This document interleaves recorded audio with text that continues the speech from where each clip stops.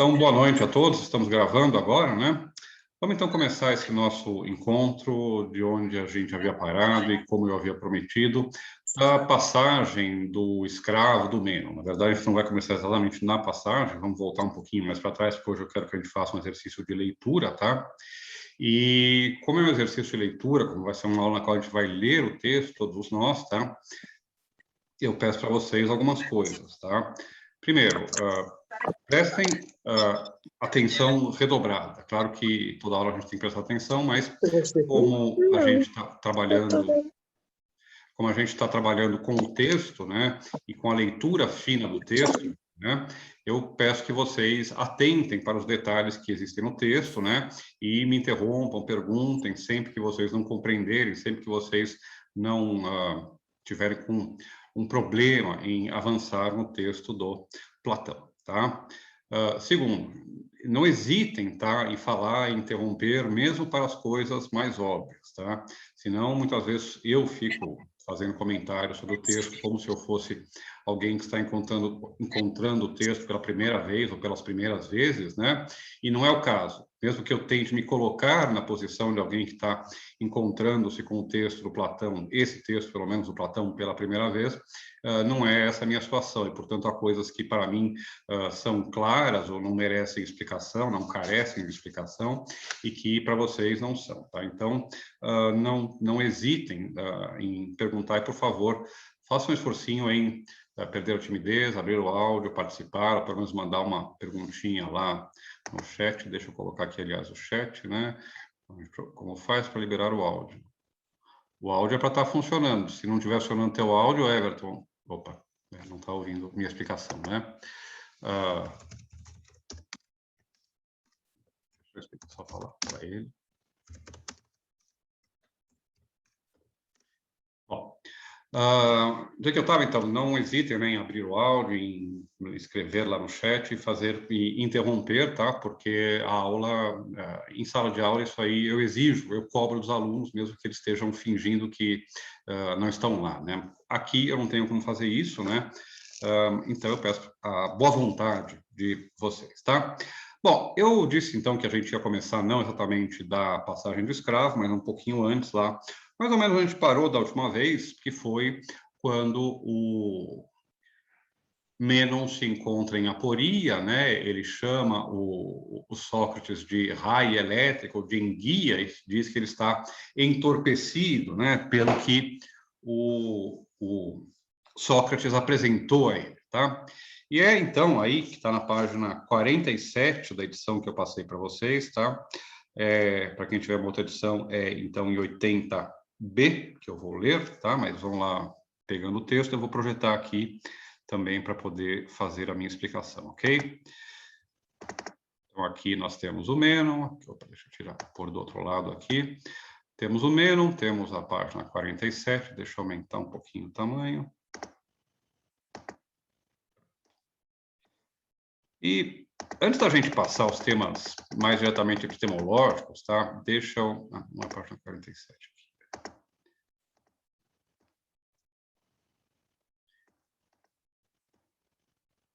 Chegar na página 47 aqui. Oh, pronto. Vamos lá. Então, aqui, vocês se lembram que esses subtítulos são acrescentados, né, pela edição, a aporia de Mênon, tá? E se vocês olharem aqui, tá, o Mênon vai dizer uma coisa interessante, tá? Depois de dizer que ele está entorpecido pelo Sócrates, ele diz o seguinte, tá? Aqui logo em B, onde começa a B, né? E, no entanto, sim, miríades de vezes, miríades milhares, 10 mil, se eu não me engano, né? É um número, é uma expressão que aparece na Bíblia para medir anjos, né? Se eu não me engano, acho que são 10 mil, se não for, vocês me corrijam, tá? Mas, enfim, milhares de vezes eu, sobre a virtude, pronunciei numerosos discursos, tá? Para multidões, e muito bem, como pelo menos me parecia. Mas agora, nem sequer o que ela é, absolutamente, sei dizer, tá? E vejam, essa passagem é importante porque é o Mênon que está dizendo isso, tá? E porque, obviamente, ele está conversando com o Sócrates. E nos diálogos de Platão, é importante sempre a gente lembrar quem são os personagens, né? Cada texto filosófico, para ser interpretado corretamente, exige que a gente tenha uma certa informação sobre os elementos que compõem aquele texto, né? No caso do Platão, como são diálogos, os personagens, a natureza, a história dos personagens importa para a gente entender qual é o papel, o que eles representam no texto. Em outros textos, né, importa conhecer outras informações, outras coisas que esclarecem as passagens do texto, né? Textos filosóficos, como eles assumem muitas formas literárias diferentes, diálogos, cartas, tratados, ensaios, papers e assim por diante, né, exigem cada um tipo de abordagem diferente, levar em consideração aspectos diferentes, né? Aqui é importante a gente saber o que significa o Mênon está afirmando isso. O Mênon, vocês se lembram, é um grego de extração nobre, né, um aristocrata que faz parte da classe dominante. Ele é um político, ele participa da vida política da sua cidade. E o tema da política é absolutamente central no Platão, como vocês sabem, né? Embora não seja o único, né? Mas ele é absolutamente central e ele está estreitamente interligado com os outros grandes temas platônicos, com a metafísica platônica, com a teoria do conhecimento platônica, tá? Aqui, por exemplo, quando a gente tem o nosso amigo Mênon dizendo que ele falava sobre a virtude, achando que sabia o que era virtude e agora percebe que não sabe, a gente tem uma acusação, não, qual é a palavra mais correta? Não uma acusação, mas um apontar o dedo para a classe governante, a classe política ateniense ou das cidades gregas, de toda a Grécia, né, como sendo, como padecendo da falta de conhecimento, tá? E eu falei para vocês, né, também algumas vezes, nas primeiras aulas, nos primeiros encontros, né, que um texto, ele sempre ele adquire significados novos à medida que o tempo passa, né? Ou ele permite que a gente o leia com interesses diferentes, dependendo daquilo que nos interessa, dependendo daquilo que nós procuramos no texto, né? Uma passagem como essa, que é um tema que reaparece o tempo todo, por exemplo, na República, que vocês devem ter lido lá no primeiro ano, né? Esse tema da relação entre a ignorância e o exercício da política é um tema absolutamente central no Platão. Por quê? Porque o que ele está dizendo, na verdade, é, olha, todos esses caras que querem mandar na gente, que querem governar a cidade, pretendem ter conhecimento, mas, na verdade, não têm conhecimento, tá? Bom, isso é, claro, no contexto mais imediato de Platão, também uma condenação dos sofistas, ou de todos aqueles que se oferecem para ensinar a virtude, para ensinar a arte de governar, para ensinar a arte de bem viver, ou o que quer que seja, tá? Mas pensem que isso pode ser lido, ou pelo menos tem consequências importantes. Só um minuto, minha gente. Filho, o papai está trabalhando, tá?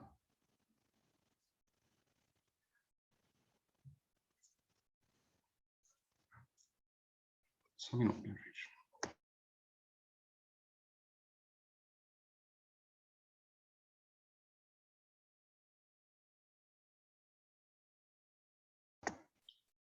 Olá, desculpe, minha gente. Bom, onde é que eu estava? Imaginem, né, esse tema da relação entre governança, entre política e conhecimento nos dias de hoje, quando a gente vive uma pandemia, né, na qual muitos atores políticos negam a ciência, negam o conhecimento, espalham desinformação, espalham mentiras e assim por diante, né? A acusação que a gente faz, por exemplo, quando a gente vê algum político defendendo teses estapafúrdias, teoria da conspiração e coisas assim, é exatamente algo semelhante, exatamente não, mas é algo semelhante àquilo que o Platão pretende fazer, ou aquilo que ele pretende denunciar em relação a esse falso conhecimento, essa falsa pretensão de conhecimento dos políticos da Grécia. Tá? E aqui aparece também um outro tema platônico interessante, tá? No qual eu não vou entrar, mas que é o que se chama, às vezes, de o intelectualismo platônico, ou seja, a identificação que ele faz entre ética e conhecimento. Para ele, a gente pode conhecer a verdade ou o bem moral. O bem é uma das ideias às quais a gente tem acesso. né? E uma das teses que isso implica é que, se a gente sabe ou conhece o que é o bem, é impossível agir errado. A gente só age errado, a gente só mata, rouba, mente e assim por diante, porque a gente não sabe ou não conhece o que é o bem. É um intelectualismo, por quê? Porque, primeiro, a origem ou critério para os nossos juízos morais é intelectual, e são, em última análise, as ideias, a ideia de bem, a ideia de justiça.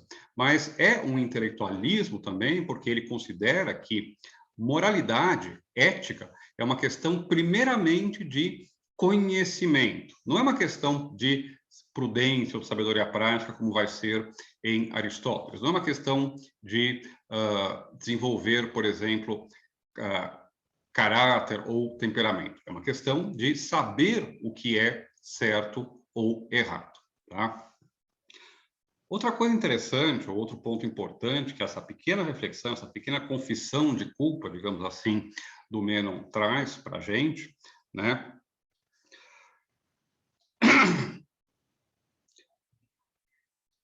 Gente, espera só um minuto que eu tentar fechar a porta, que está me incomodando o barulho aqui.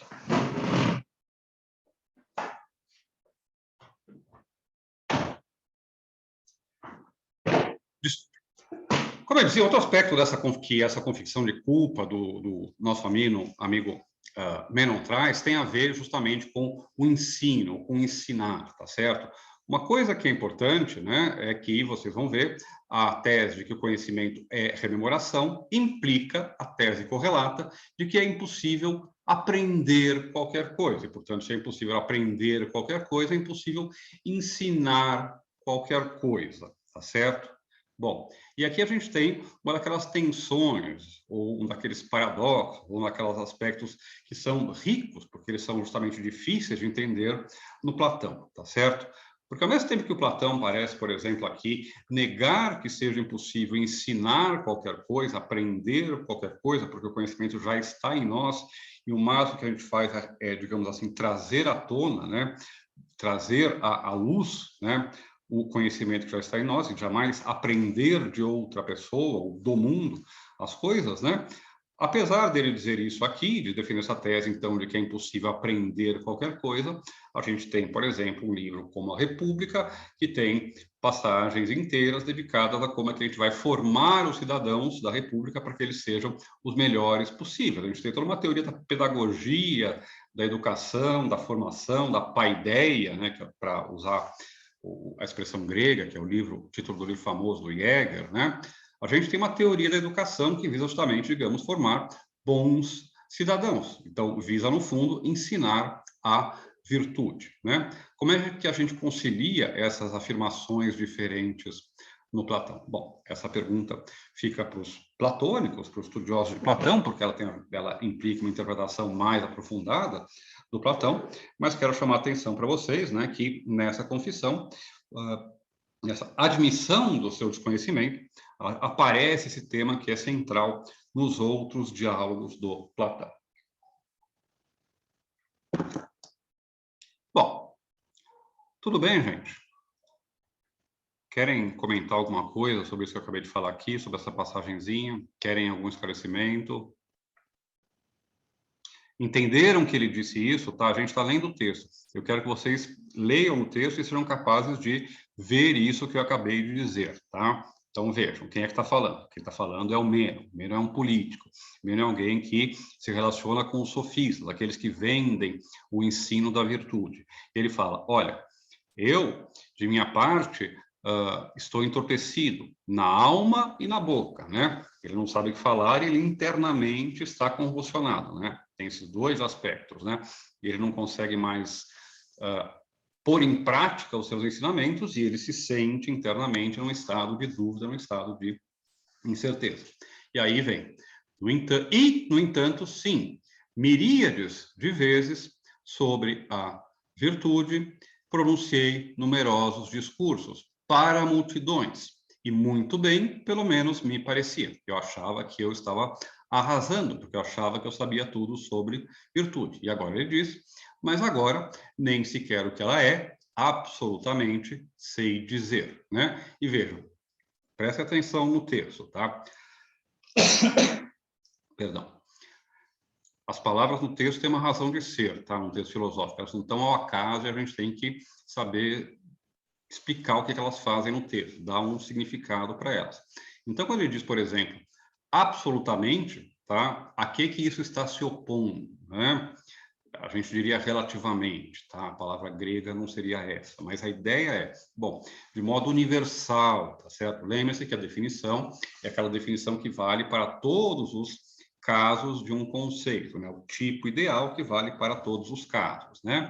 Então, relativamente, digamos assim, ele sabia o que era a virtude, porque ele sabia apontar um homem virtuoso, ou um governante virtuoso.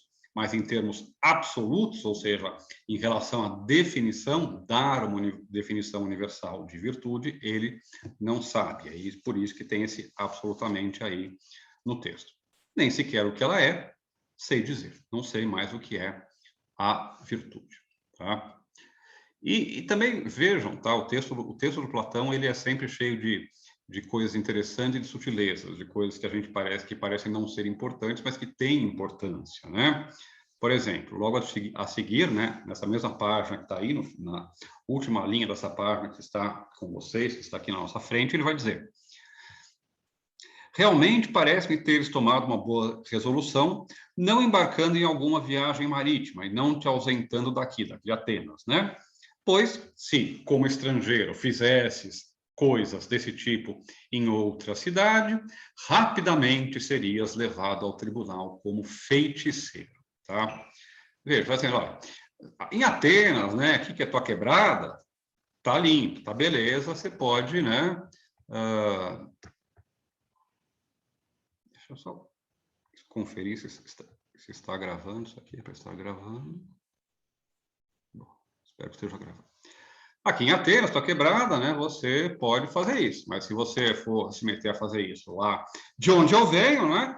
Vão te pegar e vão te colocar na cadeia, né? E te matar. Bom, isso aqui, obviamente, é uma ironia, porque remete à futura, né? Não muito tempo depois, morte do Sócrates pelo tribunal, condenado pelo tribunal ateniense, né? Pelo Ânito, que, aliás, aparece em um certo momento no diálogo e vai ser um dos acusadores, né?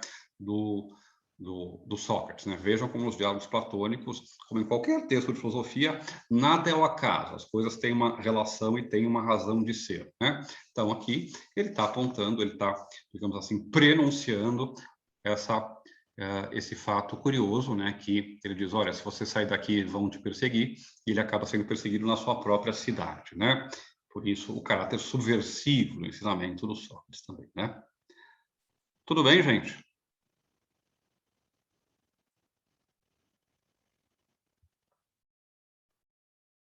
Professor, Fale. nesse ponto aqui, me parece que ele tenta, principalmente o Meno, né, não o Sócrates, o Meno ele está tentando puxar para a prática, né, que é uma coisa que depois o Aristóteles vai fazer, mas não é nesse sentido, claro. Uhum. O Aristóteles, ele não, enfim, não ia muito com a cara dos sofistas, mas me parece que nesse modo, como ele fala aqui, né, sem toda a ironia, enfim, ele segue para um caminho mais aristotélico, né, enfim, da questão da ética prática, ou seja, aqui nesse contexto ele não está querendo muito, ele não está preocupado com enfim, procurar o conceito de justiça, enfim, ele está preocupado em aplicar aquilo ali na prática, e o Sócrates, né, na face do Platão, ele está meio que indo para um caminho muito místico, né, enfim, eu acho que é dessa forma que prossegue, né. Tá, místico, por que você usou a palavra místico? O que você quis dizer com isso? E assim, quando ele coloca que ele seria levado ao tribunal como feiticeiro, Uhum. eu tô me referindo a esse sentido, porque de algum Tá. modo a, a, a perscrutação ontológica, ela parece meio mística, né? Porque você coloca o conceito em algum lugar e você vai, enfim, descendo para caracteres muito distintos do que é a realidade, digamos assim. Então, meio que me parece nesse sentido místico, não que seja místico realmente, né? Tá, deixa eu ser um pouquinho chato, tá? E tentar esclarecer umas coisas em torno da ideia de místico ou de misticismo, tá? No Platão, assim, a palavra místico, tá, tem um significado bastante específico, sobretudo a partir depois do cristianismo, né, de todas as práticas ascéticas medievais, do começo do cristianismo, né, os essênios, todo esse pessoal, né, e, enfim, misticismo adquire um certo significado no vocabulário filosófico, tá? E misticismo tem a ver com uma série de dissoluções das oposições, tá? A filosofia ocidental, por causa do Platão, trabalha o tempo todo, né, com oposições, né? O bem e o mal, a noite e o dia, né? O ser e o não ser, a verdade e a falsidade, né? E o sujeito e o objeto, né? Eu e o outro. Bom, e o que as teorias místicas fazem, ou, enfim, o que as abordagens místicas fazem, muitas vezes, é colocar em xeque esse tipo de separação, esse tipo de conceitualização também, típica da filosofia ocidental, típico do pensamento racional, né? Então, dentro do misticismo, isso é a tese que a gente pode alcançar a verdade, pode alcançar o ser, por outros meios que não a faculdade intelectual, do pensar, e nem a faculdade sensível, né, da percepção, tá? O misticismo implica que haja algum tipo especial de contato com uma verdade superior, com um ser, e assim por diante, no qual, então, essas separações, né, essas dualidades típicas do pensamento ocidental se dissolvem e desaparecem, tá? Não é só isso, mas, em grande parte, um aspecto central do misticismo que deriva da nossa tradição é esse, tá? Agora, no Platão, embora alguns vão falar do místico em Platão e assim por diante, tá? Mas a gente tem uma tematização mais que do misticismo nesse sentido, porque Platão mantém todas as dualidades, né? O tempo todo, depende delas. Mais do que um misticismo, a gente tem uma tematização profunda da irracionalidade. Tá? Tem um livro, aliás, fundamental, todos vocês têm que ler, que se chama Os Gregos e o Irracional, do E.R. Dodds, D-O-D-D-S, é um filósofo, historiador inglês, britânico, já do começo do século, um livro mais ou menos antigo, mas é um livro bastante importante, né? Porque justamente essa irracionalidade está o tempo todo presente no discurso e no pensamento dos gregos, tá? Vocês conhecem, por exemplo, todo mundo que vem para a faculdade de filosofia, todos os jovens adoram o Nietzsche, né? E o primeiro livro do Nietzsche é o famoso texto sobre a origem da tragédia, né? E naquele texto sobre a origem da tragédia, você se lembra, o tema principal, né? Aquele que abre o livro é a oposição entre o tal do Apolíneo de um lado e Dionisíaco do outro, onde o Apolíneo é a medida, a razão, a caridade, né? O Dionisíaco são as trevas, a desrazão, a embriaguez, né? O perder os limites, né? E assim por diante, tá? Bom, existe uma tematização desse irracional, desse dionisíaco, se vocês quiserem, no Platão, o tempo todo, tá? O tempo todo existe sempre também uma tensão entre a afirmação da racionalidade, ou do domínio do logos, e a afirmação da irracionalidade. Uma das expressões dessa irracionalidade, que não é irracional, mas que é não racional, mais do que irracional, tá? Uma das expressões dessa não racionalidade está justamente naquilo que se opõe primeiro ao logos, que é o mitos, né? Mas se expressa de várias outras formas no Platão. Se expressa, por exemplo, na teoria do daimon do Sócrates, né? O Sócrates o tempo todo fala que não é ele que está falando, mas ele tem um daimon, né? A tradução correta não é demônio, né? Mas seria mais um gênio, um ímpeto anímico dentro dele, né? Que o impele a fazer certas coisas, a questionar certas coisas e assim por diante, né? Quando, na República, lá no livro 10, ele condena os poetas, quando ele expulsa os poetas da República, o que ele está fazendo? Ele está justamente tematizando essa não racionalidade do ser humano, porque ele fala, olha, esses discursos não racionais dos poetas, e justamente um dos argumentos contra os poetas, a favor dos filósofos e contra os poetas na República olha, o filósofo afirma aquilo que ele afirma, defende aquilo que ele defende, pronuncia a verdade que ele pronuncia, através do logos, porque ele, pelo conhecimento, chegou a justamente ver aquela verdade. O poeta, mesmo quando ele acerta, mesmo quando ele diz a verdade, ele não sabe por que ele chegou à verdade. Ele chegou àquela verdade pela inspiração irracional, né, da musa, do demônio, de quem for, né, que fala através dele, né, aquela história do o Heráclito tem uma passagem, né, que ele fala, não sou eu que falo, é o Logos que fala através de mim, né? No Platão, isso assume um sentido não racional, um sentido justamente, então, negativo também, que é o fato de que, por exemplo, profetisas, né, os oráculos lá da Grécia, né, poetas, né, aqueles loucos que vão anunciando, né, profetas e assim por diante, eles têm acesso à verdade, mas eles têm acesso à verdade por meios não racionais, tá certo? Bom, para então voltar, tá? Não tem esse aspecto místico nesse sentido tanto no Platão, tá? Tem muito mais essa tematização do não racional em Platão, tá? Agora, presta atenção no seguinte, tá? Platão vai chegar em um certo momento a afirmar que a gente é capaz de ter um acesso intuitivo à verdade, tá certo? A gente faz lá o processo dialético, processo maiêutico, dialético, se eleva em direção às ideias, para a matemática, por tudo mais, e uma hora a gente, pá, chega lá e vê a verdade, vê o bem, vê o sol, né, na República, vê o bem, a verdade, e assim por diante, né? E é uma percepção direta, né? A imagem do sol é para ressaltar justamente que do mesmo jeito que com os olhos eu vejo o sol, com a mente, com a minha alma, eu vejo a verdade, tá? É um contato direto, mas não é um contato místico ou irracional. Intuitivo, na filosofia, não significa jamais irracional, tá? Significa justamente que é algo onde não há mediação, tá certo? Mas não significa a mesma coisa que irracional, tá certo? Bom, então, quando o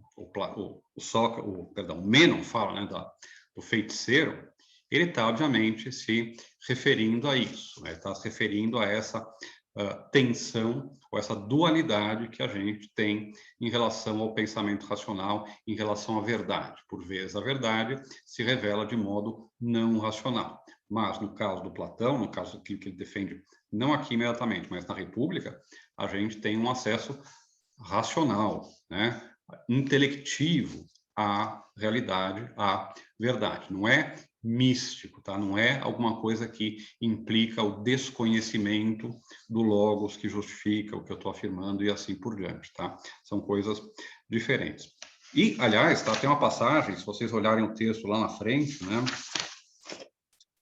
e que ele vai dizer justamente isso, né? Vejam, vamos para frente, deixa eu compartilhar de novo aqui o texto para vocês. Na página, vão lá na página 51, gente. Procurem o texto lá na página 51. Tá? Esse aqui. 50. Ele termina, né? E diz o seguinte. O Sócrates, lá na página, então, 51. Pois ouvi homens e também mulheres sábios em coisas divinas, tá? Bom, sábios em coisas divinas, né? As profetisas, os oráculos, sei lá, os poetas, as pitonisas, sei lá quem, tá certo? Tá. Agora, esse divino aqui, justamente, ele apela para esse não racional, tá certo? Mas esse não racional não é algo místico no sentido cristão, no sentido medieval, né, de uma união da alma com Deus e assim por diante, com a superação de todas as dualidades e assim por diante. É outra coisa, tá? E vejam, o ponto justamente é que, nesse caso, a diferença não é que a gente dissolve as dualidades, mas a diferença é que eu não tenho um acesso racional a essa verdade, eu tenho um acesso de outro modo que, portanto, epistemicamente não tem valor para o Platão, né? Aqui, pelo menos, né? Que palavras, então, palavras verdadeiras, a mim, pelo menos, parece, e belas, tá? Vejam aqui outra coisa interessante que aparece no Platão, tá? Palavras verdadeiras e belas, tá? Outro tema importante para o Platão é a identificação entre verdade e beleza, né? Entre o bem, entre o belo e o verdadeiro, né? Nos medievais, nos filósofos medievais, isso vai se transformar numa tese a respeito daquilo que eles chamam os transcendentais, que não tem a ver com os transcendentais do Kant, com o conhecimento transcendental no Kant, mas com o que eles chamam os transcendentais, que são o belo, o bom e o verdadeiro, né? A beleza, a bondade e a verdade. E o que caracteriza esses transcendentais para os medievais, né? É que eles participam de todo o ser, de toda a realidade, tá? Eles são transcendentais porque eles transcendem as particularidades de cada ser e se aplicam a todos eles. Tudo que existe é belo, né? Porque é criação de Deus, tudo que existe é bom, né?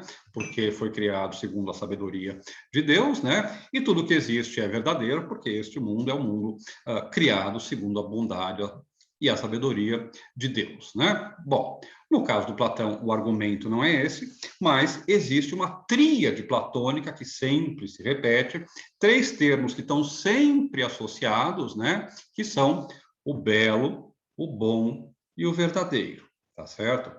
E isso então, a tríade do Platão. Esses 3 conceitos se completam. O que é belo é bom. O que é bom é verdadeiro. E assim por diante, tá? Esses 3 conceitos, eles digamos assim, se interrelacionam reciprocamente e necessariamente, tá? Tanto que tem um conceito que é chave no Platão, que é o do kalos, né? Que é o belo da alma, né? O homem bom é o homem que tem uma bela alma. Esse tema, aliás, a expressão bela alma vai ser retomada pelo idealismo alemão, né? O Schiller, depois o Hegel, o Fichte vão falar de bela alma, né? Cultivar, né? A sabedoria é cultivar a alma, transformar a alma em algo belo, né? Bom, esses 3 temas estão sempre ligados no Platão, né? Palavras verdadeiras e a mim belas, né? Então, beleza e verdade se interrelacionam, se implicam reciprocamente. Que palavras são essas? Vai dizer o Meno. E quem são os que falam?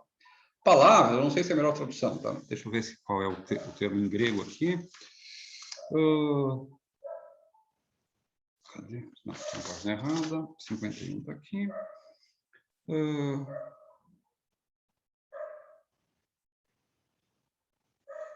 Tá.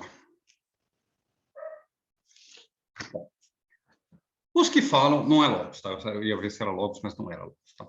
Os que falam são todos aqueles entre os sacerdotes e sacerdotisas a quem foi importante poder dar conta das coisas a que se consagram, tá? Então, sacerdotes e sacerdotisas, né? Líderes ou figuras religiosas. O conhecimento que eles têm da verdade vem por revelação divina, por contato direto com os deuses e os, sei lá, pensamento, ou o que for dos deuses, comandos dos deuses, o que for, e não pelo caminho racional do logos, do conhecimento e assim por diante, tá? Primeiro caso, então, sacerdotes religiosos, eles têm acesso à verdade, mas não é do filósofo, não é a nossa, é outro tipo. Segundo caso, Píndaro, né? Píndaro é um poeta lírico grego, né? Não era, eles têm poetas épicos, né? Como Homero, né? Poetas trágicos, ou seja, os dramaturgos gregos, né? Ésquilo, Sófocles, né? E existem os poetas líricos, aqueles que falam do eu, dos sentimentos e assim por diante, entre eles o Píndaro, né? Autor de famosas odes, né? E muitos outros, todos os que são divinos entre os poetas, tá?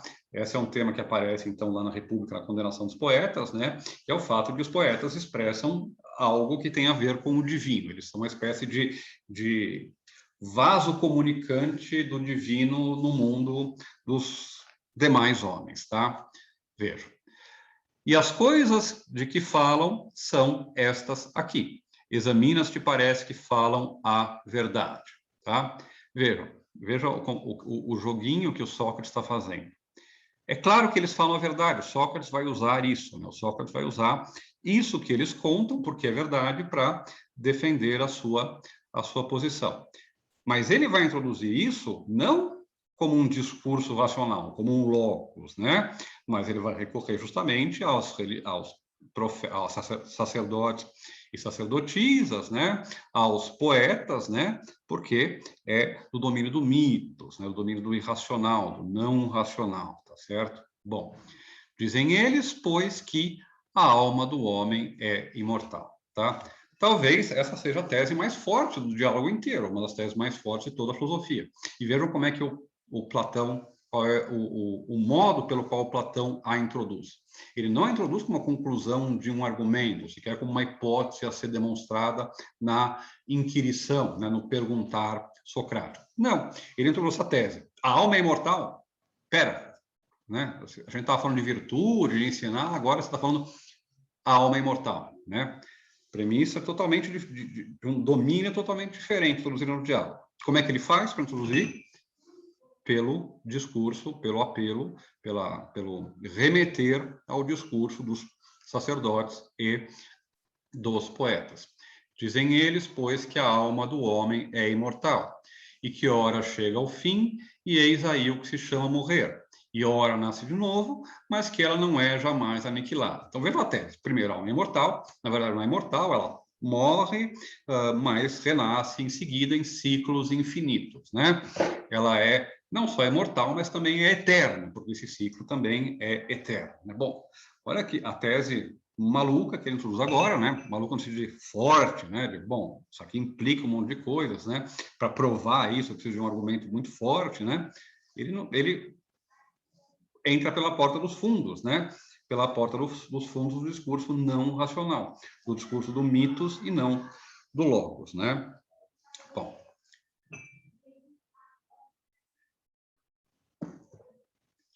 É preciso, pois, por causa disso, viver da maneira mais pia possível. Ó, problema ético está resolvido aqui. A gente tem que viver da maneira mais pia, mais santa, mais de acordo com aquilo que os deuses querem, né? Piedade é aquele termo que é definido no Eutífro, né? No Eutífro é o diálogo no qual se busca a definição de piedade, de ser pio, né? Então, da maneira mais piedosa, mais agradável aos deuses, de acordo com aquilo que os deuses querem, possível, né? Vejam, como é que eu resolvo o problema do conhecimento? Ah, vou precisar dizer que a alma é imortal. É o poeta, o sacerdote que vai dizer. Como é que eu vou provar, né? Como é que eu vou responder o problema ético? Como eu devo viver? Será que a virtude pode ser ensinada? Virtude, a gente sabe o que é virtude, é se comportar da maneira mais pia possível, como os deuses dizem para a gente se comportar, né? E por quê? Porque aí vem o mito, né? É uma poesia, né? Na nota deve ter de onde é que ele tira isso, né? Pois, aqueles de quem Perséfone, a expiação por uma antiga falta, tiver recebido ao sol, lá em cima, no 9º ano, as almas desses, ela de novo envia. E dessas almas, reis ilustres e homens impetuosos pela força, ou imensos pela sabedoria se elevam. E pelo resto dos tempos, como heróis impolutos, são invocados pelos homens. Tá? O que é isso aí? É um mito segundo o qual Perséfone, né, os caras que você vai ser julgado lá no Hades, né, é recebido, é julgado e depois de 9 anos, né, você volta. E você volta de acordo com aquilo que você fez, né? Se você se comportou bem, você vai voltar bem de novo. Se você se comportou mal, você vai voltar, né, ferrado, né? Bom, reencarnação, né, se vocês quiserem. Tem um pessoal que gosta do Platão, porque vê no Platão teorias semelhantes dos hindus, que falam na reencarnação, dos espíritos. Bom, tem uma teoria da reencarnação, da metempsicose, daquilo que vocês quiserem, tá? No Platão, a nossa alma tá lá, de vez em quando ela tira umas férias e ela volta, né? Bom, veja, a gente estava indo tão bem, né? A gente estava falando de definição, de procurar o que é universal, de não confundir tipo e caso. E agora, em um parágrafo, na página 51, a gente já está no domínio, né,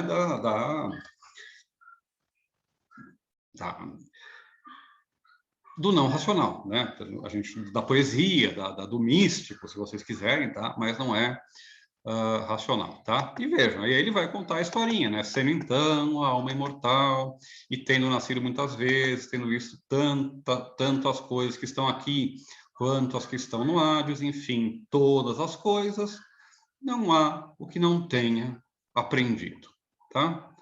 Então veja, e assim, a gente deu um pulinho, está aqui, mas eu quero que vocês prestem atenção em como a gente tem que dar todo o cuidado possível ao que aparece no texto, porque o texto diz mais do que aparece na primeira leitura, do que se revela na primeira leitura mais apressada, tá certo? Em particular, eu quero que vocês encontrem aqui, que vocês vejam aqui, coisas sobre as quais eu venho falando, tá? Há muito tempo, tá certo? Eu venho falando da concepção de ciência como conhecimento universal, necessário, de causas, como é que isso está associado com o modelo matemático, os elementos de Euclides, com a certeza da matemática, né? Estou falando do fundacionalismo que está associado a isso, né? De como a definição de conhecimento do Platão está associada a uma visão fundacionalista do conhecimento e assim por diante, tá? Então, veja o que ele vai dizer aqui, tá? Parece que ele está contando uma historinha. Está contando uma historinha, sim, mas também está colocando como pano de fundo da sua argumentação filosófica tudo isso que eu apresentei. Por exemplo, uma visão profundamente fundacionalista, que remete àquela metáfora do conhecimento como edifício, né? Veja, tá? Aqui embaixo.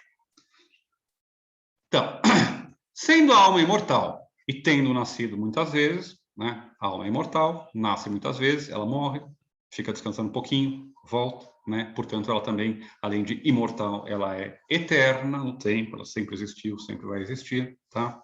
Bom, tendo visto tanto as coisas que estão aqui, aqui onde? Aqui no mundo, né? No mundo da mudança, no mundo onde tem carros, prédios, cavalos, presidentes e assim por diante, né? Quanto às que estão no Hades, né?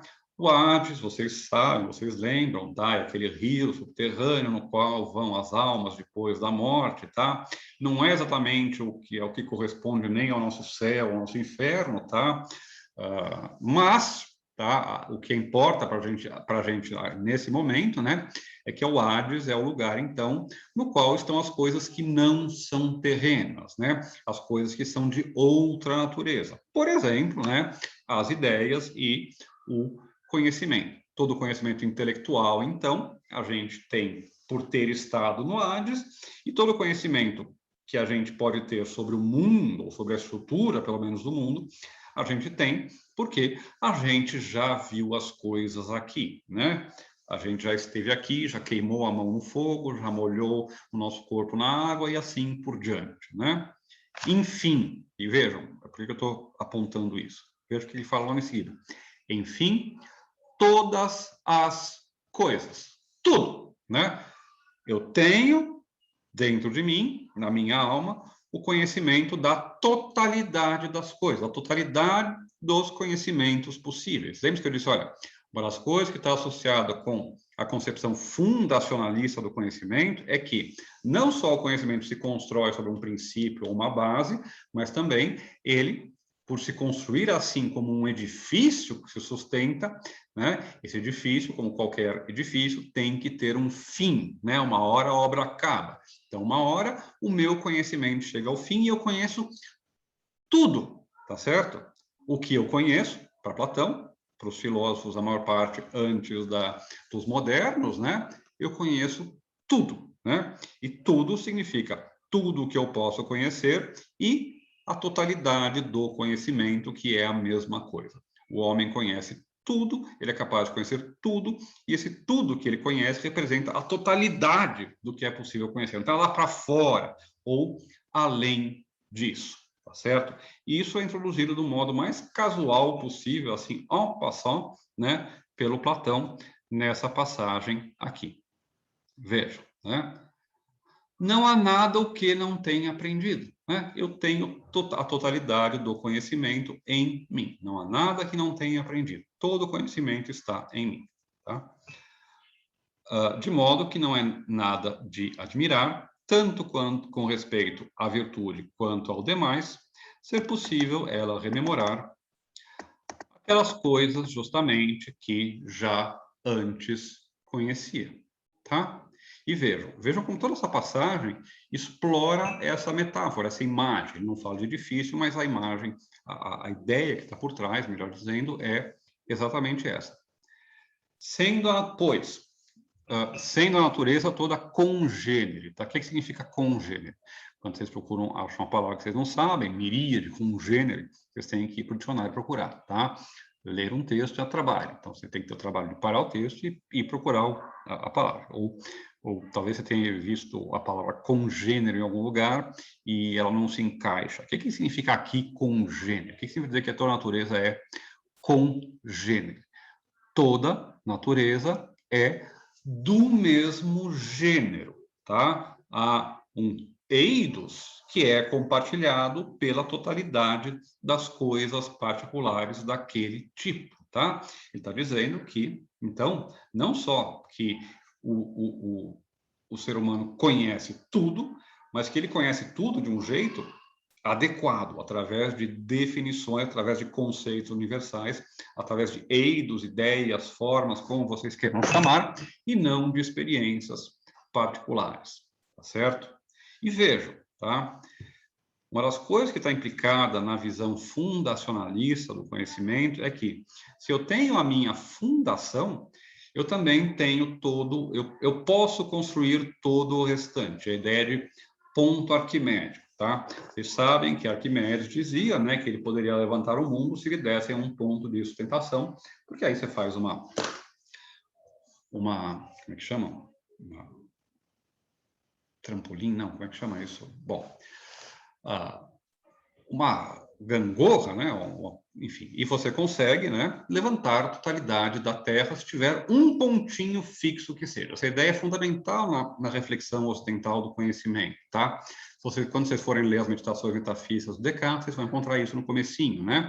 Basta uma pequenina certeza, por mais minúscula que ela seja, para fundamentar a totalidade do meu conhecimento. A ideia que aparece aqui no Platão vocês vão ver, é essa mesma, tá? Vejam. Pois, sendo a natureza toda do mesmo gênero, né? Não tendo exceções ou variações na natureza, e tendo a alma aprendido todas as coisas, já que minha alma tem totalidade do conhecimento, nada impede que tendo alguém rememorado uma só coisa, vejam, uma só coisa, eu lembrei que minha alma é imortal, eu lembrei do teorema de Pitágoras, né? Bom, a partir disso, fato esse, precisamente, que os homens chamam de aprendizado, então vejam como as teses vão aparecendo, tá?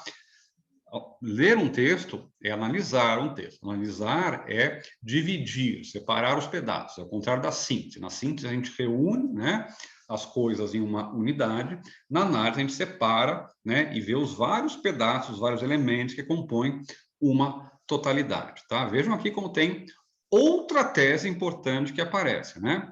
Aquilo que a gente chama de aprendizado, de aprender e ensinar, tá? Na verdade, a gente chama erradamente de aprendizado, porque isso é, de fato, rememoração, reminiscência, é me lembrar daquilo que a minha alma já tem dentro dela porque já viu e, portanto, já conhece.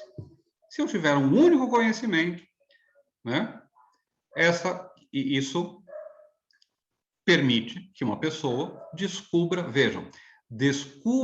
todas as outras coisas, tá? Com uma certeza, eu consigo conhecer a totalidade do conhecimento. Se eu sei uma coisa, eu sei todas as coisas. Ou pelo menos eu posso saber, eu tenho como saber todas as coisas, né?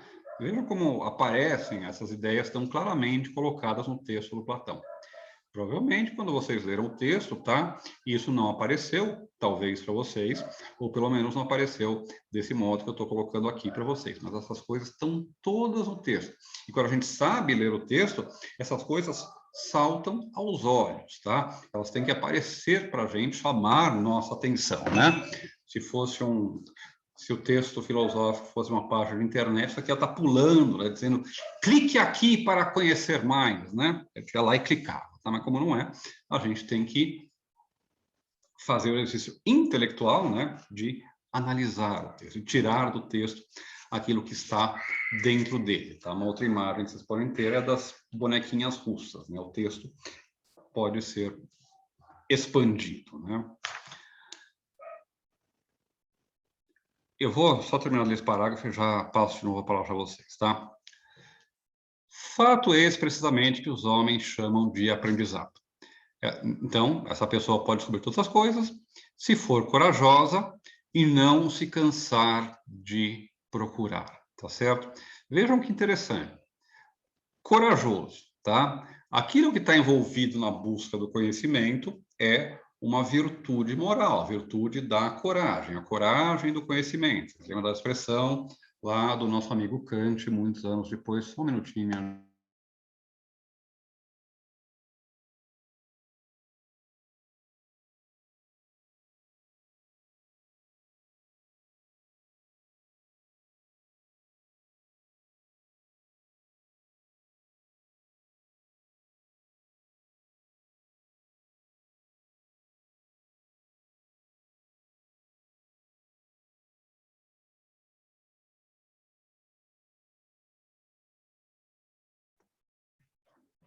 Desculpa, gente. Dar aula com um monte de filho em casa, às vezes é complicado. Onde é que eu estava? Bom, lá no... Tá, corajoso, né? Vejam como uma virtude, né, moral está envolvida no conhecimento, né? Isso tem a ver com aquilo que eu chamei de intelectualismo platônico, né? Há uma relação íntima entre, né, conhecer e agir, né? Ou quase uma identificação entre agir corretamente e conhecer o bem, né? E não se cansar de procurar, né? Ter essa virtude, então, da curiosidade também intelectual, né? Pois, pelo visto, o procurar e o aprender, tá? São, no seu total, uma rememoração, tá? Não existe ensino, não existe aprendizado, tá? Só existe rememoração. Imagina as consequências pedagógicas disso, tá? Bom, a mais imediata é que os sofistas são estelionatários que deveriam estar presos, tá? Mas tem outras mais importantes e interessantes que essa, tá? Não é preciso, então, convencer-se daquele argumento erístico, né? Aquele argumento que busca o mero confronto, a mera oposição, né? Pois ele nos tornaria preguiçosos. E é aos homens indolentes que é agradável de ouvir, ao passo que este outro argumento, aquele da imortalidade da alma e assim por diante, né? Nos faz diligentes e inquisidores. Confiando neste como sendo o verdadeiro, estou disposto a procurar contigo o que é a virtude, tá? Então, lembre-se, o argumento erístico do Menon, qual é? É o paradoxo, ou a aporia do Menon, né? Como é que eu vou adquirir conhecimento se eu não sei o que procurar, né? Se eu não sei o que procurar. Se eu já sei, eu não preciso procurar. Bom, então, não tem como adquirir conhecimento. E mesmo outra parte do argumento, vocês lembram também, né? Se eu não sei aquilo que eu estou procurando, quando eu encontrar, eu não vou saber reconhecer, né? Portanto, eu não tenho também como, mesmo que eu encontrasse, eu não saberia reconhecer, né? O Aristóteles fala, olha, o Aristóteles, perdão, o Sócrates fala, esse argumento é erístico, tá? Ele está buscando simplesmente, né, oposição, né? Está buscando lacrar, né? Ganhar o meme com mais likes, né? E não avançar a discussão, tá certo? O meu argumento, esse que tem a ver com a imortalidade da alma, né? E assim por diante, esse sim permite, né, que a gente avance. Agora, é curioso, né, que o argumento do Menon é absolutamente razoável, não tem quase, as premissas dele são bastante aceitáveis, né? O argumento socrático depende de premissas que ele não provou, na verdade, ainda, e que são muito mais fortes e muito menos que fazem menos parte do senso comum que os argumentos do Menon, tá? Em termos de argumento, o do Menon é muito melhor que o do Sócrates, pelo menos até agora, certo? Bom, e aqui, tá? Então, depois que aparece tudo isso, que a gente vai chegar na famosa passagem do Menon, do escravo lá no Menon, tá? Aqui, que tem como função o quê? Justamente, entre outras coisas, provar que não existe o aprendizado. Por quê? Porque ele quer provar que o conhecimento é, na verdade, nada mais e apenas rememoração, tá? Tudo bem, gente? Querem dizer alguma coisa, comentar? Acabei falando, dando uma disparada aí na minha fala, mas acontece.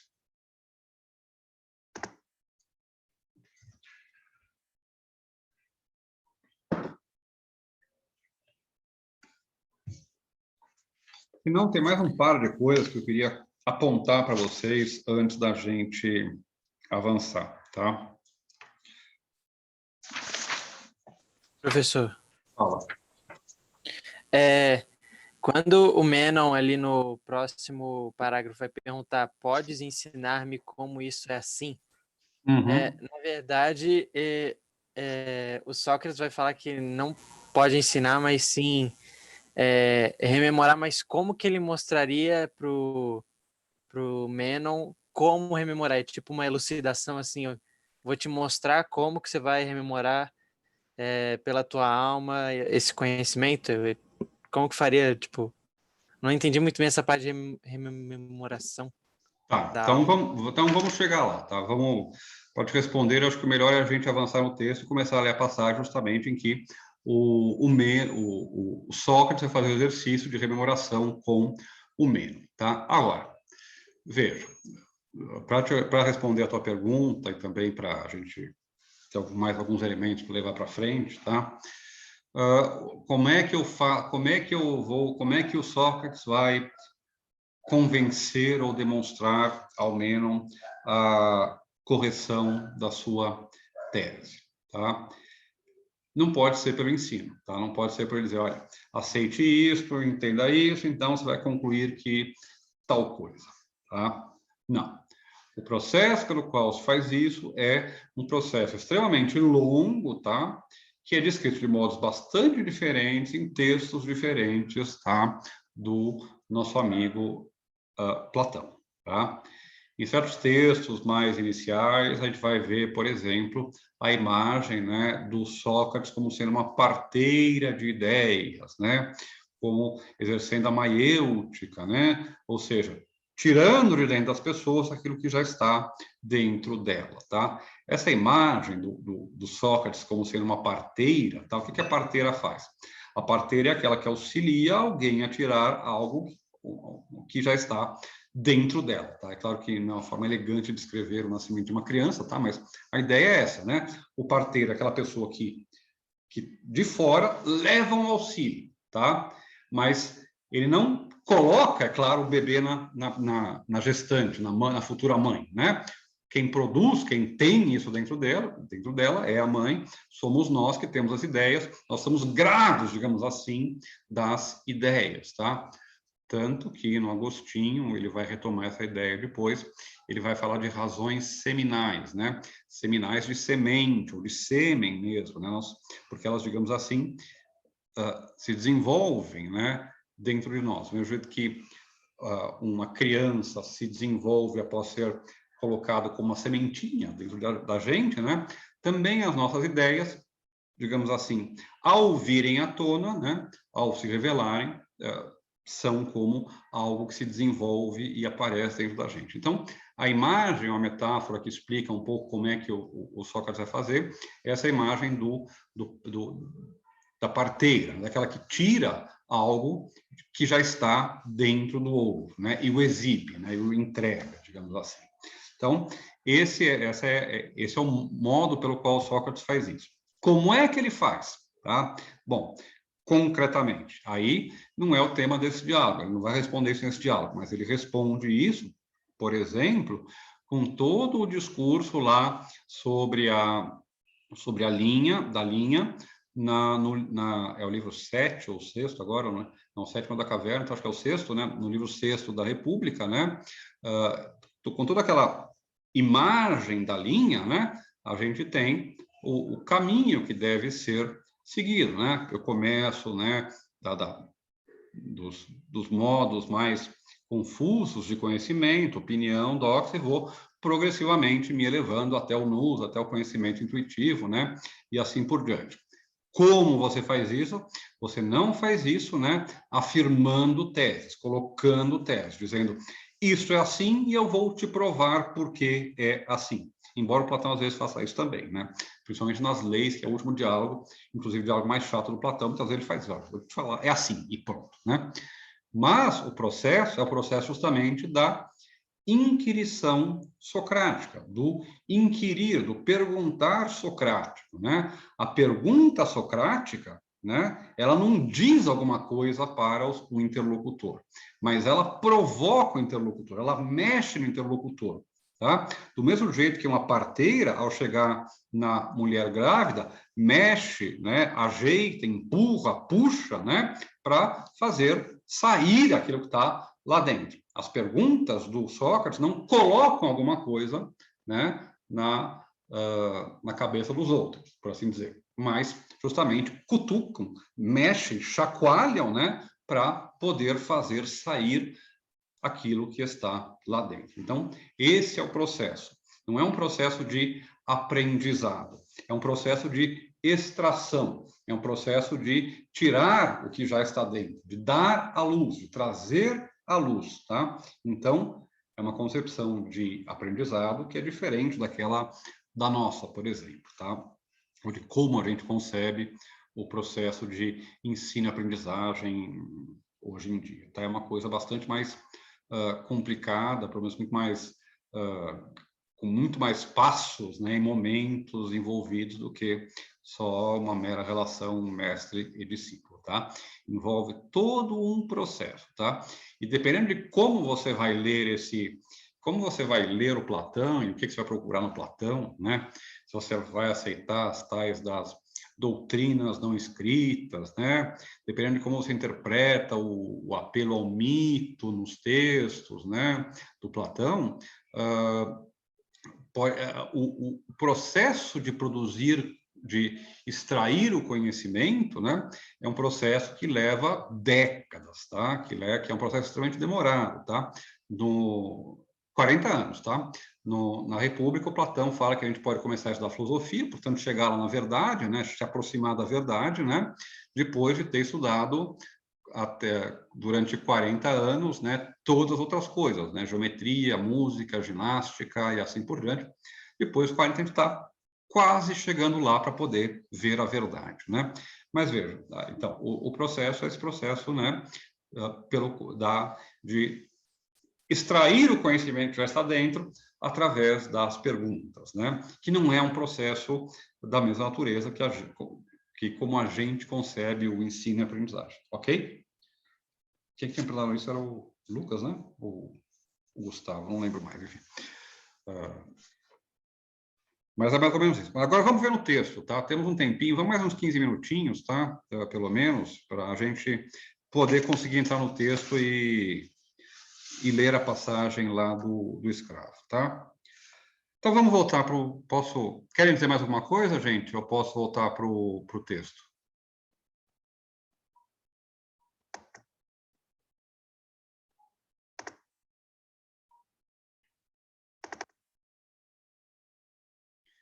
Bom, então vamos lá.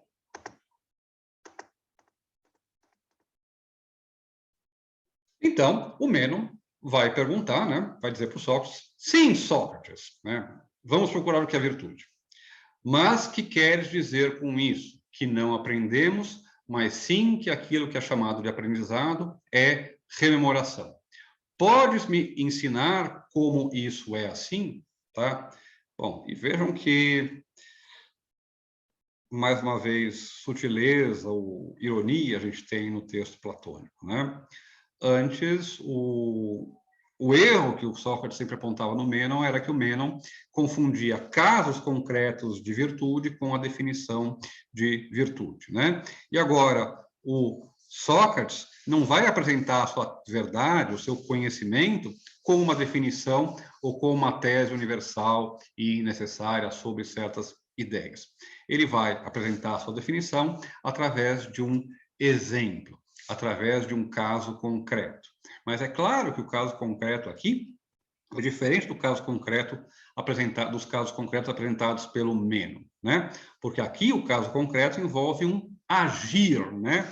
Envolve um participar do interlocutor, né? Envolve, portanto, justamente esse processo socrático de extrair, né? O movimento de extrair algo que já está dentro de nós, tá?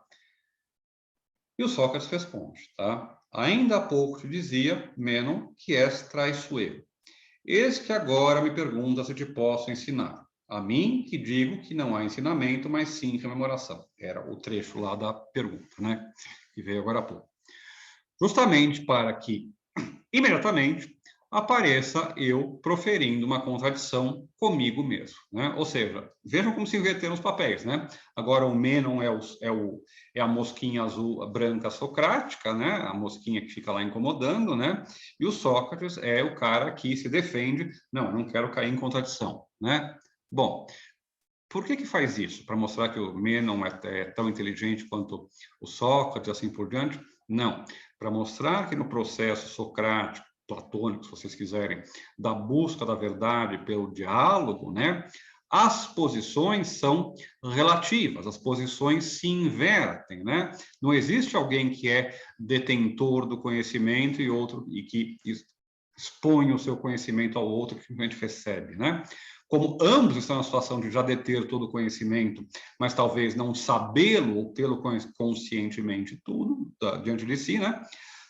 O que eles fazem é justamente esse processo pelo qual cada um ajuda o outro, né? Onde, digamos assim, o empurrão de um dá força para o outro dar o seu empurrão também, né?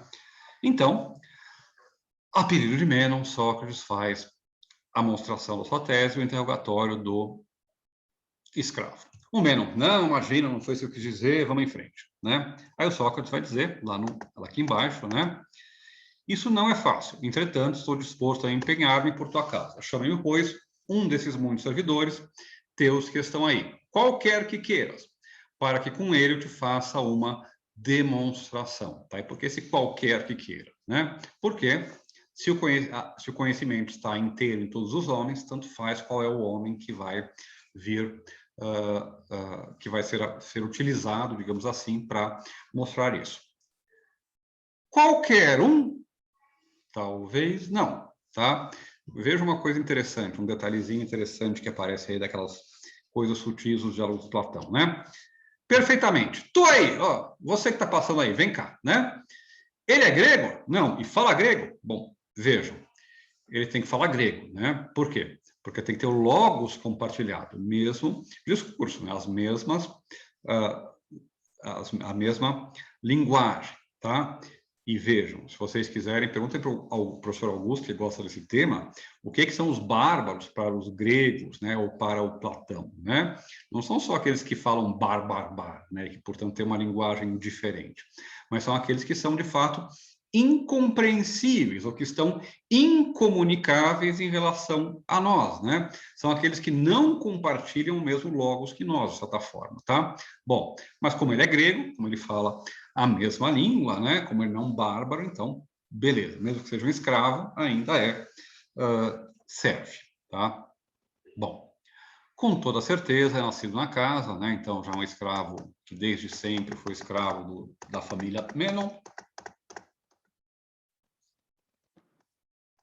E o Sócrates começa, então, tá? E vejam, o desafio, vejam como o Sócrates não oferece uma demonstração, o que ele oferece é uma ação, é um fazer, tá? Vejam como o diálogo socrático, né, não é só um texto, mas ele é um fazer, uma ação, né? É uma ação do pensamento, uma ação do logo, se vocês quiserem, tá? Presta atenção, Mênon, para ver o que ele vai estar fazendo, né? Se ele vai estar rememorando, lembrando de algo que ele já conhece, ou aprendendo comigo, tá? Então, essas são as duas opções, tá? E veja, prestem atenção, tá? Vocês aprenderam em lógica, né? Uma série de falácias, né? E uma série de argumentos. O argumento que o Sócrates está colocando aqui, apresentando para o Mênon, tem uma forma clássica dentro da lógica, que é a do silogismo disjuntivo. Ou este ou aquele, não este, logo aquele. Hoje, ou eu vou dar aula, ou eu vou tomar um banho de banheira, né? Hoje eu não vou tomar um banho de banheira, logo hoje eu vou dar aula, tá? Bom, então tem essa forma de se ou é rememoração ou é aprendizado, se não for um, é o outro. Ok. Agora, outra coisa interessante, tá? É que os dilemas ou as disjunções podem ser falsos dilemas, elas podem ser falaciosas, tá? Quando a gente lê um texto, a gente tem que ser capaz de identificar, de antecipar objeções, de criar objeções àquilo que está sendo apresentado. Falar, olha, talvez isso que está dizendo não funcione se a gente estiver nessa situação aqui, tá? E aqui, então, quando a gente tem um dilema, ou um silogismo disjuntivo, um dos jeitos de você quebrar, né, um silogismo disjuntivo, um argumento dessa forma, é você mostrar que, na verdade, isso é um falso dilema. A gente tem, por exemplo, 3 opções, né? Se eu digo, ou o Palmeiras ganhou, ou o Palmeiras perdeu, o Palmeiras não ganhou, logo o Palmeiras perdeu, isso é, na forma, ok, mas vocês sabem que é enganoso. Por quê? Porque é uma terceira possibilidade. O Palmeiras, um time de futebol, pode empatar, né? Então, não ganhar não implica que perdeu, pode ser também empate, né? Se eu coloco, então, uma terceira possibilidade, eu não tenho mais um dilema. Bom, se eu colocar uma terceira possibilidade em relação ao conhecimento ser rememoração ou aprendizado, né? Eu quebro toda a argumentação do Sócrates, tá? A gente tem que aprender a reconhecer, as formas lógicas do texto é importante, porque permite a gente também desenvolver argumentos contra e a favor daquilo que está sendo dito. A favor, se a gente quiser reforçar o argumento, melhorar o argumento, e contra, se a gente quiser quebrar o argumento, né, e mostrar que o argumento está errado, tá? Bom, gente, tudo bem até aqui?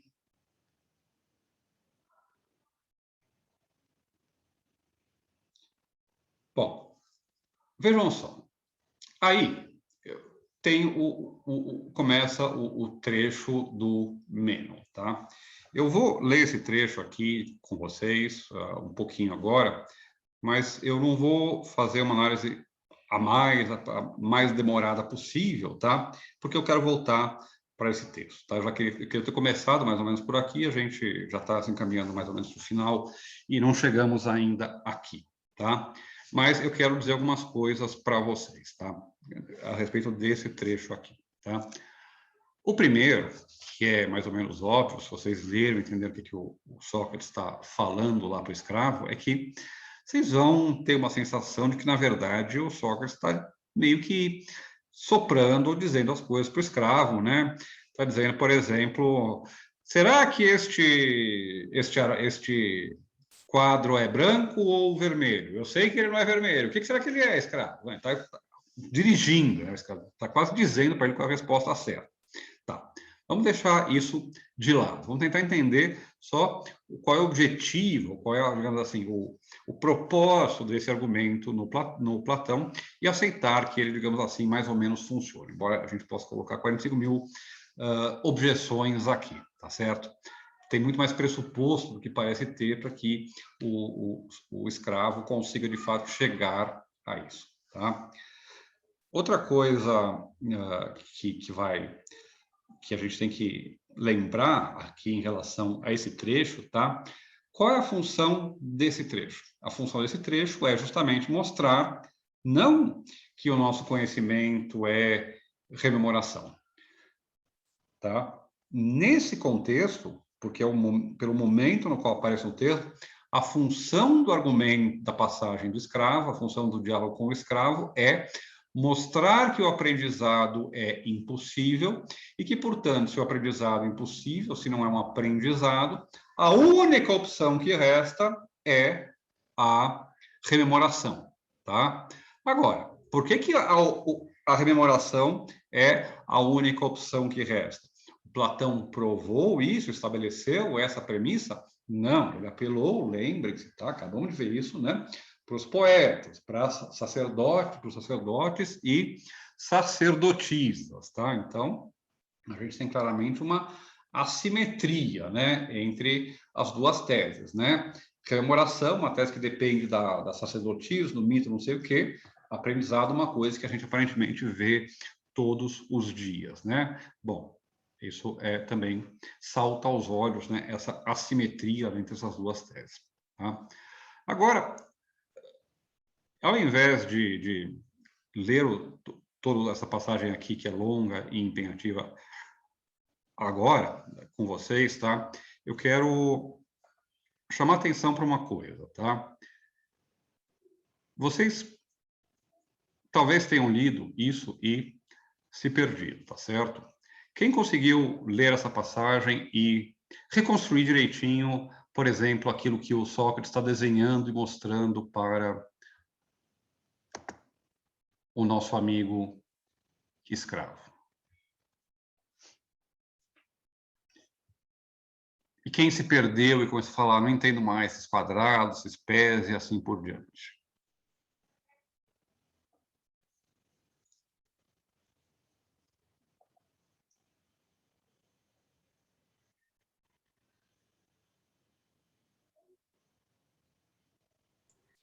Eu acho que eu entendi, não sei, só a gente lendo aqui para ver se realmente ficou tudo entendido, mas deu para, eu acho que construir mais ou menos a linha ali que ele estava tentando construir. Como é que você fez isso?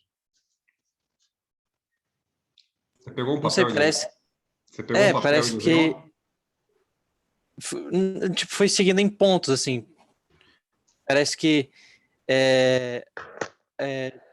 são praticamente, sei lá, dá para, não sei se eu resumi muito bem, mas parece que dá para resumir em 4 pontos. Tipo, a gente conhece X ou não? Se a gente conhece X, então a gente não pode inquirir acerca dele. Se não conhecemos X, então a gente não pode inquirir, logo é impossível inquirir acerca de X. Sei lá.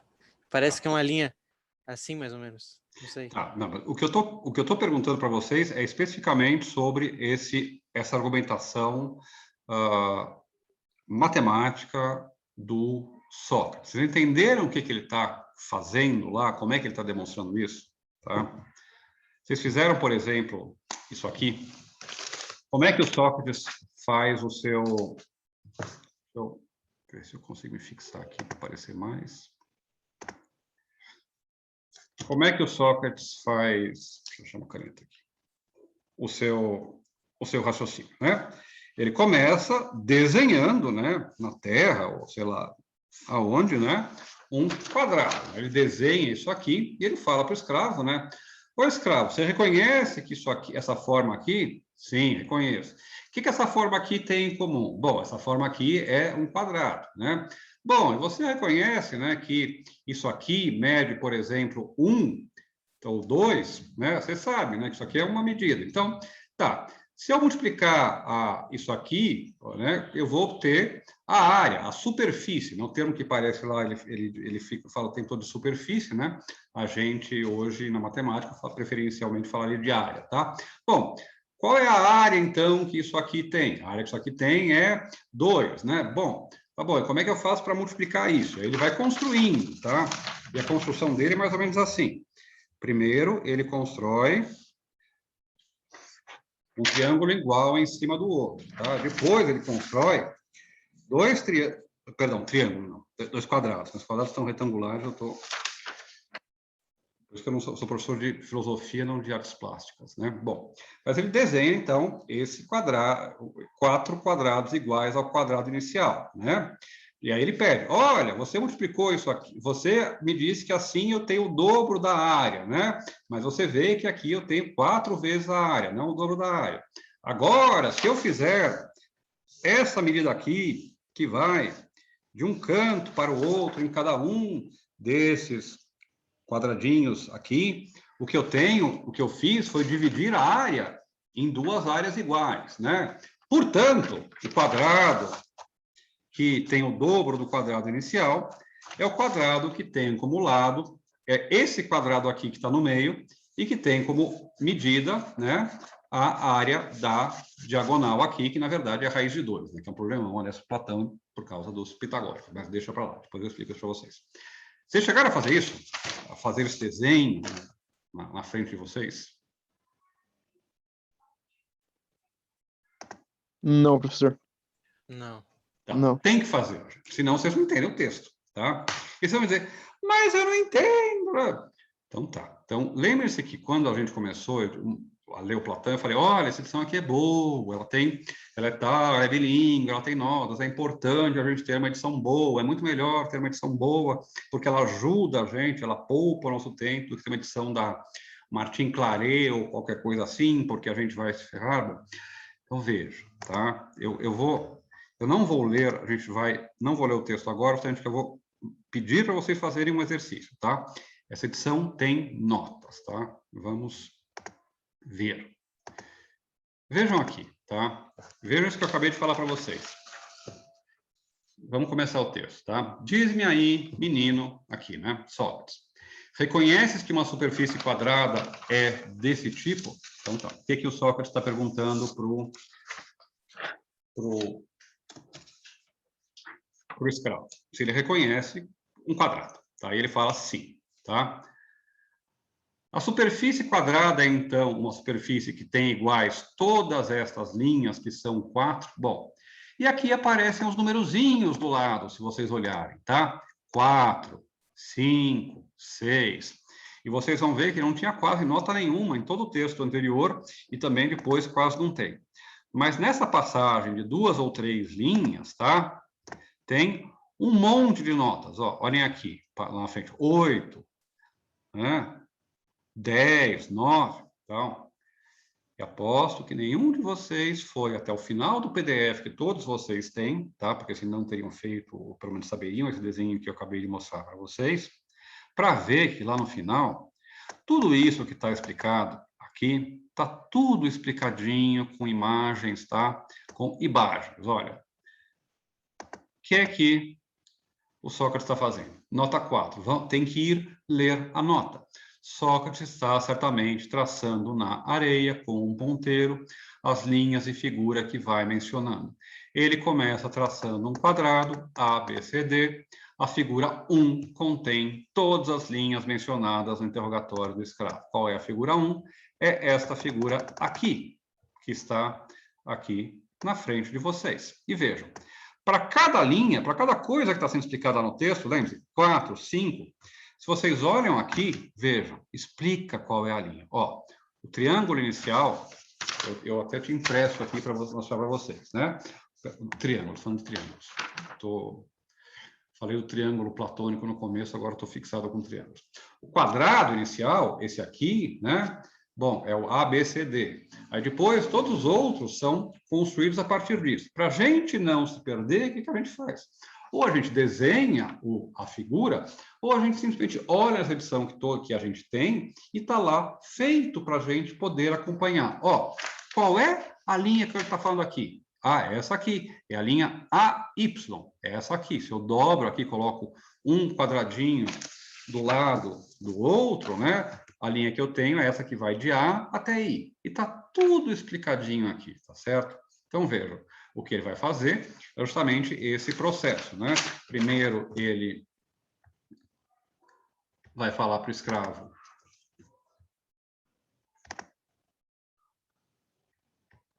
Vai falar para o escravo reconhecer o quadrado. Depois vai pedir, olha, eu quero dobrar a área do quadrado. Como é que eu faço? O escravo responde, eu dobro o quadrado. Eu ponho o dobro do lado do quadrado. Vai dar muito mais. Bom, ele faz tudo isso. Então, leiam o texto, releiam o texto agora, tá? Com isto em mente, tá? Usando as notas da edição de vocês, tá? Quando alguém faz um trabalho desses, quando a gente edita edições boas dos textos, é para poupar o trabalho de vocês, tá? Vocês podem, muitas vezes, provavelmente, a inclinação natural dos alunos vai ser: já estou lendo o texto, que é tão difícil, ainda vou ler, tem que ler as notas, mais trabalho ainda, né? Não, as notas, muitas vezes, elas são bem feitas, elas vão justamente poupar o nosso trabalho, porque elas permitem a gente entender aquilo que não está sendo compreendido, tá? Então, vamos ficar por aqui, por hoje, tá? Mas releiam esse trecho, onde eu comecei aí, tá? Então, que é da página 53, na verdade, 54, né? Perdão, 55 da nossa edição, né? Então, lá na segunda linha, leiam essa passagem, acompanhando com as notas no final, tá? Com o quadradinho que ele vai fazer, e vocês vão ver como fica muito mais fácil entender aquilo que o Sócrates está tentando extrair ou rememorar do nosso escravo, tá? Se a gente não entende, não dá para entender como o Sócrates tira isso dele, tá? Agora, só então para encerrar, né? E vejam como o Sócrates nunca diz qual é o valor, né? Ele fala, a única conclusão a qual a gente chega é esta linha aqui, né? É a diagonal. Por que ele não fala o valor? Porque o valor é raiz de 2, que é irracional, e que, portanto, ferra todo o pitagorismo, ferra toda a modelagem matemática do universo que o Platão e os pitagóricos e um monte de gente depois dele fez, tá? Então, o que é ruim, a gente esconde, como diria o Rubens Recupero, na época do Collor, né? Outra coisa importante que tem nessa passagem da rememoração, tá? É como é que o escravo vê, ou como é que o escravo se dá conta de qual é o tamanho correto pelo qual que tem que ter o lado do quadrado para que a área seja o dobro, né? Ele não diz, né? Ele não exprime verbalmente, ele vê, ele percebe, tá certo? É aquela metáfora aquela ideia, né? Da intuição como um meio de acesso direto à verdade, né? Quando eu consigo chegar à verdade, eu percebo ela com a mesma clareza com que meus olhos percebem uma xícara ou uma árvore que está diante de mim, tá? É um contato direto, tá? Então, leiam o texto de novo, essa passagem aí, a passagem da rememoração do escravo, usando as notas que estão no final do texto, que elas explicam direitinho o que o Sócrates está fazendo, tá? E então, no nosso próximo encontro, a gente retoma daí, tá? Tudo bem, gente? Dúvidas, perguntas, angústias?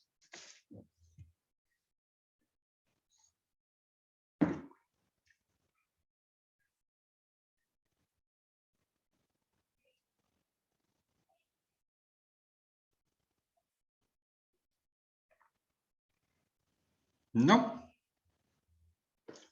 Todos cansados, né? A gente fica cansado de ir direto, né? Sem intervalo, sem o ventinho entrando pela janela na sala, né? Enfim. Bom, minha gente, então vamos fazer assim, vamos ficar por aqui, tá? Se vocês lembrarem de alguma coisa que vocês querem saber do que a gente viu aqui, se vocês querem voltar para algum tema, mandem mensagem, guardem para perguntar quando a gente se encontrar da próxima vez, tá? Em princípio, o nosso encontro ao vivo seria na outra semana, tá? Daqui a 2 semanas, né?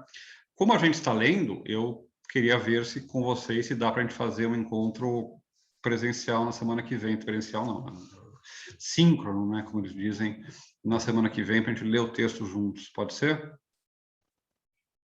Tudo bem com os outros também? Sim. Sim, sim, professor, tranquilo. Tá, então fazemos isso para não perder o pique, que senão eu posto uma aula, até a gente voltar e conversar de novo, já passa muito tempo, beleza? Então, vamos fazer isso. Segunda-feira, então, no máximo, a gente volta a se ver, senão vocês podem entrar em contato comigo pelos vários meios antes disso, ok? Então é isso, minha gente. Boa noite a todos e todas, se cuidem, usem máscara e até semana que vem, ok? Tchau.